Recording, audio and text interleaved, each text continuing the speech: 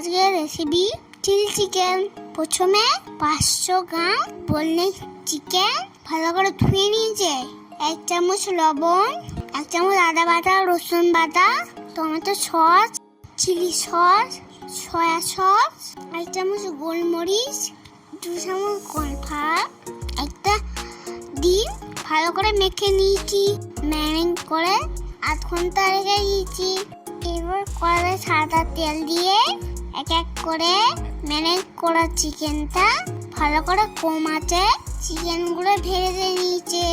এরপর ওই তেলে কাঁচা লঙ্কা, পেঁয়াজগুলো দিয়ে একটু নেড়ে চেড়ে টমেটো কুচি দিয়ে 1 চামচ রসুন বাটা দিয়ে দিয়েছে।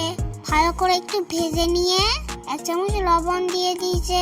পেঁয়াজটা একটু নরম হয়ে এলে 2 রকমের ক্যাপসিকাম দিয়ে দিয়েছে। আবার কষাতে থাকবে। এর উপরে দিয়ে দিয়েছে সয়া সস, চিলি সস ও বেশ অনেকটা পরিমাণে টমেটো সস। ভালো করে মেশাতে থাকবে। কালারের জন্য লঙ্কা গুঁড়ো দিয়ে দিয়েছে। একটু ভালো করে কষিয়ে নিয়ে 1 চামচ চিনি দিয়ে দিয়েছে। ভেজে রাখা চিকেনগুলো দিয়ে ভালো করে কষে নিয়ে গ্রেভির জন্য পরিমাণ মতো জল দিয়ে দিয়েছে। ভালো করে ফুটিয়ে নিয়ে নিলেই তৈরি হয়ে গেল স্বাদে চিকেন। ভিডিওটা যদি ভালো লাগে প্লিজ একটা লাইক ও সাবস্ক্রাইব করে দিও।